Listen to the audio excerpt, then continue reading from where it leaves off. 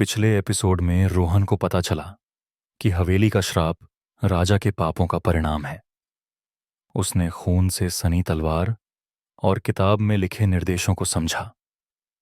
अब उसे उस स्थान की तलाश करनी थी जहां निर्दोषों का खून बहा था। लेकिन क्या वह हवेली के प्रेतों और उनकी साजिशों को पार कर पाएगा? अब आगे रोहन ने तलवार को अपने हाथ में उठाया। तलवार भारी थी, लेकिन उससे निकलने वाली ऊर्जा डरावनी और अद्भुत थी। जैसे ही उसने कदम बढ़ाया, हवेली की दीवारें हिलने लगीं। हर ओर से फुसफुसाहटें आने लगीं। तुम भी वही गलती करोगे जो दूसरे करते आए हैं। तुम बच नहीं पाओगे। रोहन ने खुद को शांत रखा और किताब में दिए सुरागों को दोहराया। वह स्थान ढूंढो जहां मासूमों की चीखें हवेली के अंधेरों में गूंजती हैं। तलवार वहीं रखनी होगी। हवेली के एक कोने में उसे एक दरवाजा दिखाई दिया जो पहले नहीं था। दरवाजा अजीब और गरीब आकृतियों से ढका हुआ था, जैसे वहां खून की लकीरें खिंची हों। उसने दरवाजा खोला और अंदर एक अंधेरी सुरंग थी। सुरंग में जाते ही हवा और ठंडी हो गई। रोहन को लगा जैसे कोई उसे खींच रहा हो। हर कदम पर उसे अपने दिल की धड़कन तेज महसूस हो रही थी। सुरंग के अंत में रोहन को एक बड़ा कक्ष दिखाई दिया। कक्ष के बीचों बीच एक पत्थर की वेदी थी जिस पर सूखे खून के धब्बे थे। दीवारों पर मासूमों की भूतियां आकृतियां उभरी हुई थीं। उनके चेहरे डर और दर्द से भरे हुए थे। तभी एक आत्मा प्रकट हुई। वह वही महिला थी जिसने राजा को श्राप दिया था। उसने रोहन की ओर देखा और कहा, यह वही स्थान है जहां हमारी मौत हुई। यही वह जगह है जहां तुम्हें तलवार रखनी होगी। लेकिन याद रखना, यह आसान नहीं होगा।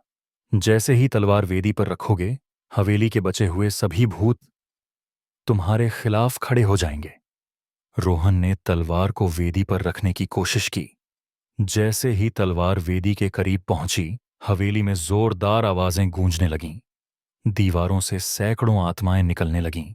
वे चीखने लगीं, हमें है हमें चैन नहीं मिलेगा। हमें बदला चाहिए। तलवार अचानक भारी हो गई और रोहन का शरीर ठंडा पड़ने लगा। आत्माओं ने उसे घेर लिया।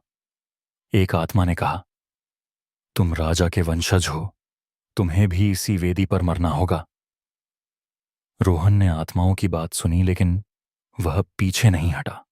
उसने तलवार को कसकर पकड़ा और जोर से चिल्लाया, मैं यहां सिर्फ अपने माता पिता के लिए नहीं, तुम्हारी मुक्ति के लिए भी आया हूं। अगर मुझे अपनी जान देनी पड़ी तो मैं तैयार हूं। लेकिन यह श्राप अब और नहीं चलेगा।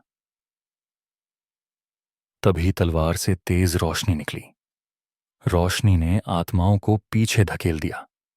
रोहन ने पूरी ताकत के साथ तलवार को वेदी पर रखा। एक गूंजती हुई चीख हवेली में गूंजी और सब कुछ शांत हो गया।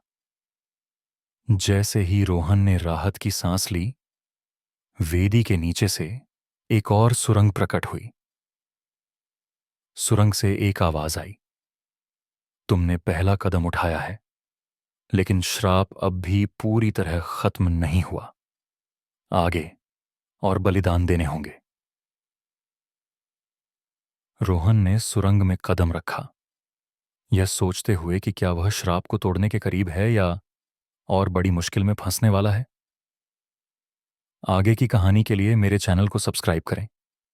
सुरंग में रोहन का सामना किससे होता है और श्राप को तोड़ने के लिए उसे क्या बलिदान देना पड़ता है, जानने के लिए सुने वीरानगढ़, एक श्रापित गांव की खौफनाक दास्तान। Subscribe my channel.